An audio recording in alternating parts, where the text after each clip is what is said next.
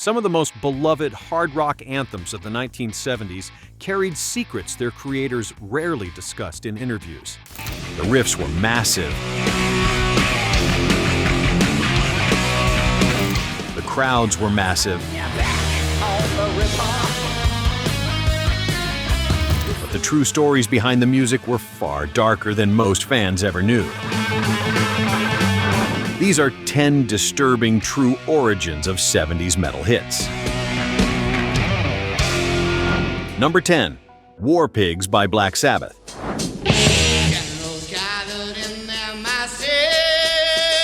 In 1970, a heavy metal band walked into a British record label and was told their new song was too satanic to release. The song was originally called Walpurgis, named after the ancient pagan festival associated with witchcraft and black masses.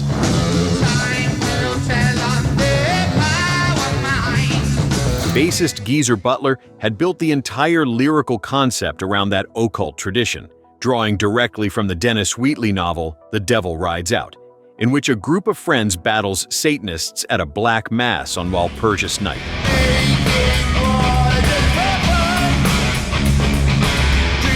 When the band brought the song to the record company, they thought the title sounded too dangerous, forcing the name change to War Pigs, without changing a single lyric. Cast the priest into the fire. There was a second layer of label interference most fans never heard about. The band had also intended to name the entire album War Pigs, until the label changed it to Paranoid, believing the shorter title track had more commercial appeal as a single.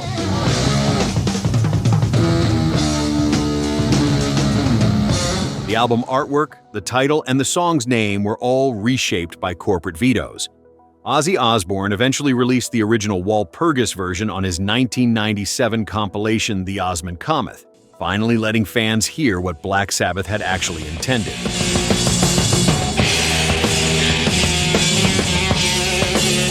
Number 9, The Ripper by Judas Priest.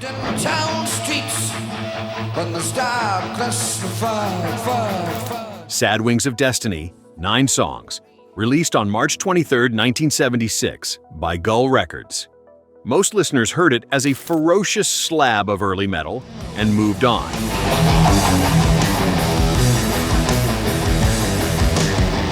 Very few stopped to register what they were actually listening to on track 2. I smile when I'm sneaking for shadows by the wall.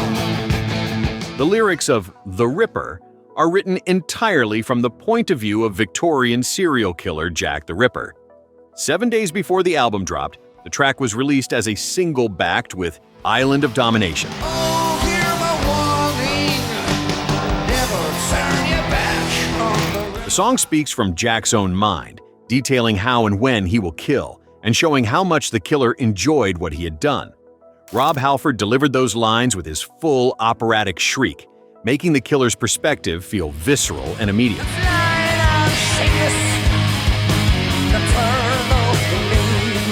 Judas Priest had placed a first-person serial killer confession at the heart of one of heavy metal's most influential albums, and most of their audience never flinched. The new wave of British heavy metal that followed in the late 1970s owed a direct debt to the record, with bands like Iron Maiden and Saxon citing it as a key influence.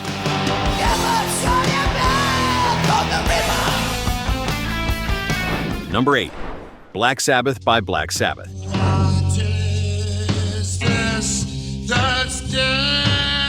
Nearly every major heavy metal band of the past 5 decades, from Metallica to Slipknot, has cited Black Sabbath's debut album as the foundation on which the genre was built.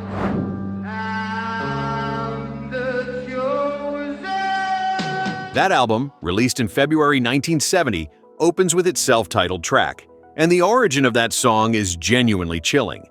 Geezer Butler has stated in multiple interviews that the lyric came directly from a paranormal experience he could not explain.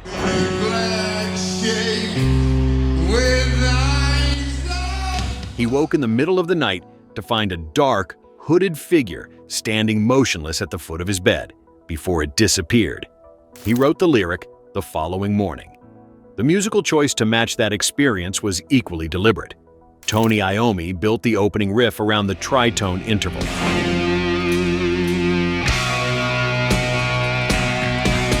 A dissonant two-note combination that medieval Catholic theorists called diabolus in musica, the devil's interval, historically banned in church composition for centuries.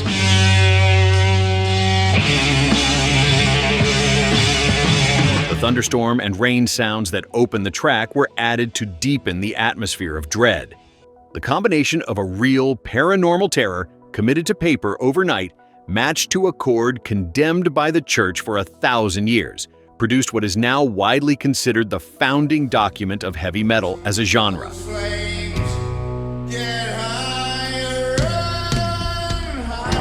Number 7. Iron Man by Black Sabbath.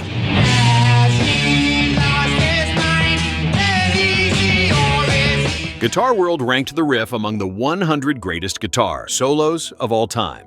Rolling Stone placed the song on their list of the 500 greatest songs. But what audiences absorbed as a monster classic was actually a tragedy built around a genuinely disturbing narrative logic.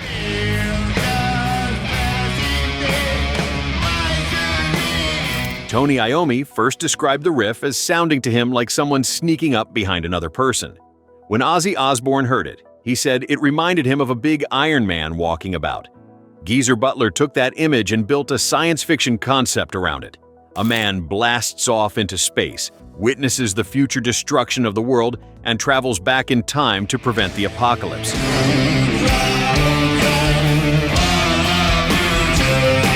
The dark turn is what audiences missed for decades. Upon returning, the Iron Man is frozen solid and transformed into iron. Nobody recognizes him. Nobody helps him. Driven mad by isolation, he becomes the very destroyer of the world he came back to save. The apocalypse he witnessed in the future is the one he causes in the present.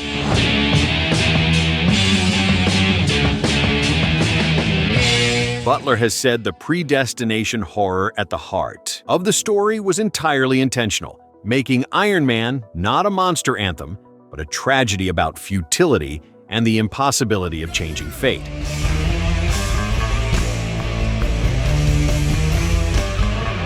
Number 6. D.O.A. by Bloodrock.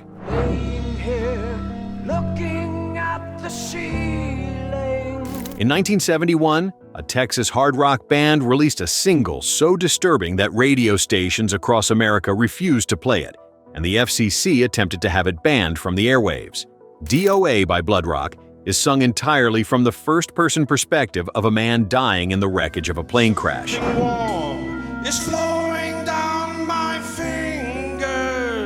The lyrics describe in graphic detail his shattered body, his girlfriend dead beside him, and an ambulance attendant whispering that there is no chance for him.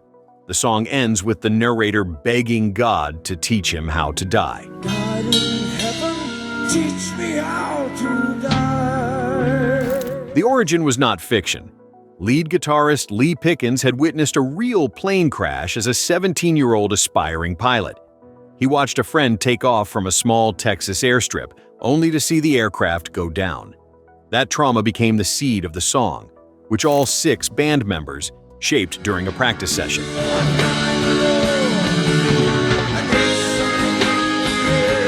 Despite being banned by numerous stations, D.O.A. still reached number 36 on the Billboard Hot 100 in March 1971. It remains one of the most disturbing songs ever to crack the Billboard charts. God in heaven, teach me how to die. Before we continue, which of these origins surprised you the most? Were you a Black Sabbath fan the first time these albums came out, or did you discover them later?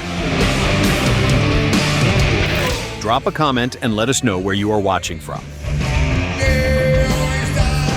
Number 5. Child in Time by Deep Purple. See the blind man,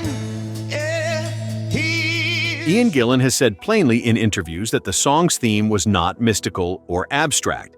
It was written as a direct emotional response to the Cold War and to the genuine fear, felt across Europe, that the nuclear standoff between superpowers could spiral into annihilation. Sweet child in time, you'll see the light. The opening lyric was written from the perspective of a parent who understood that civilization itself might not survive. The album it appeared on, Deep Purple and Rock, became an immediate commercial success upon its release in June 1970, reaching number 4 on the UK albums chart.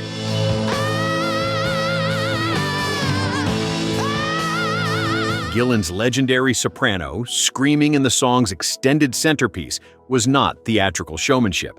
He has described it as a spontaneous, visceral vocal performance meant to capture the terror and helplessness of those living under the nuclear threat.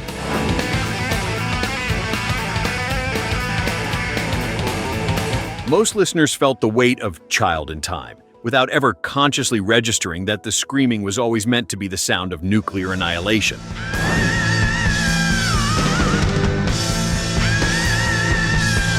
Number 4, I Love the Dead by Alice Cooper. Cadaver eyes upon me see. Released in late February 1973, Billion Dollar Babies entered the UK albums chart at number 1, replicating that achievement in the United States within days. Its closing track was something else entirely. I Love the Dead is a song about necrophilia. Written by Cooper and producer Bob Ezrin, it was not a metaphor or an abstraction. I love the dead before they rise. No farewells, no goodbyes. Cooper said publicly that he wanted to write a real Edgar Allan Poe song, something genuinely scary.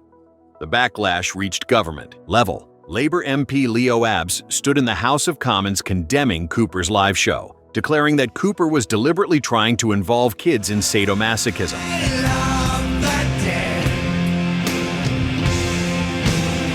Moral campaigner Mary Whitehouse publicly supported efforts to ban Alice Cooper from returning to the United Kingdom.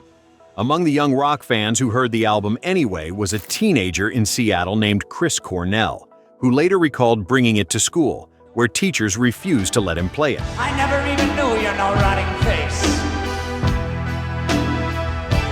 Cornell went on to form Soundgarden. The song became a permanent fixture of Alice Cooper's live show for the next 5 decades.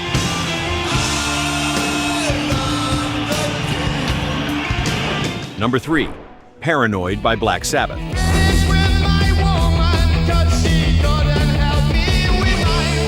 The producer said they needed a short song, 3 minutes. The entire Paranoid album had been recorded in London in June 1970, and the band was a few minutes short of a full runtime.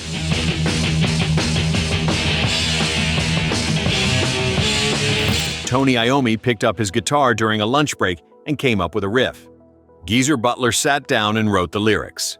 Ozzy Osbourne stood at the microphone and read them off the paper as he sang them live. Butler later noted the music was written in 5 minutes, with the lyrics following almost immediately after.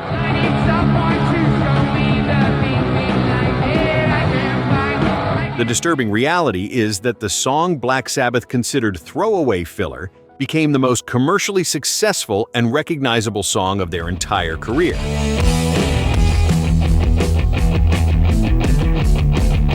The label released it as a single in August 1970, where it reached number 4 on the UK singles chart, Black Sabbath's first and only top 10 hit.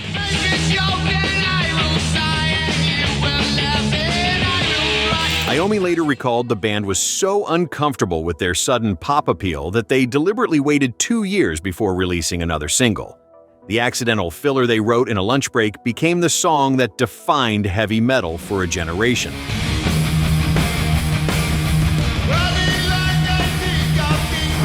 Number 2, Beyond the Realms of Death by Judas Priest.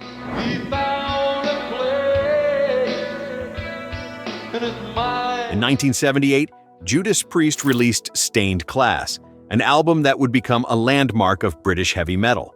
Its centerpiece, Beyond the Realms of Death, was written by drummer Les Binks around the idea of a person choosing to withdraw from reality entirely, retreating into their own mind rather than face the outside world.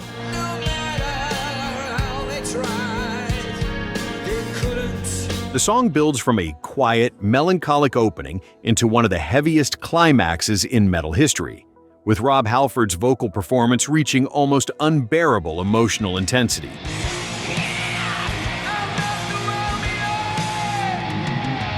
What made the song infamous was a tragedy that occurred years later. In 1985, two young fans in Reno, Nevada attempted suicide after an evening of heavy drinking while listening to the album.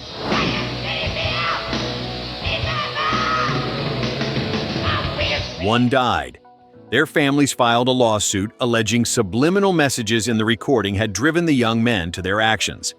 The trial, held in 1990, became one of the most high-profile legal cases in music history.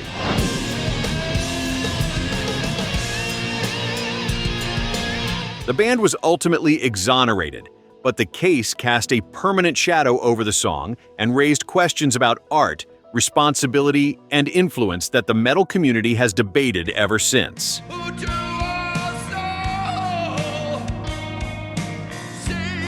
Number 1. Symptom of the Universe by Black Sabbath.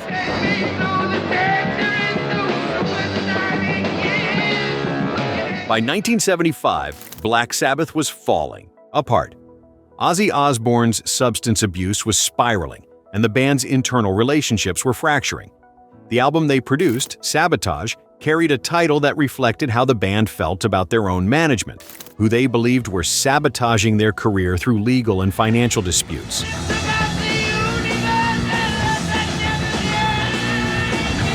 The opening track, Symptom of the Universe, featured what many metal historians consider the first true thrash metal riff, a relentless down-picked assault that would directly influence bands like Metallica and Slayer a decade later.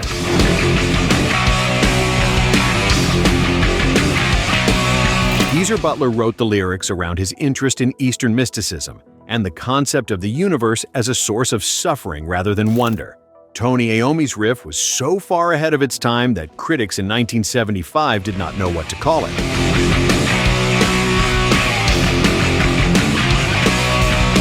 Lars Ulrich and James Hetfield have both cited the song as one that made them want to play faster.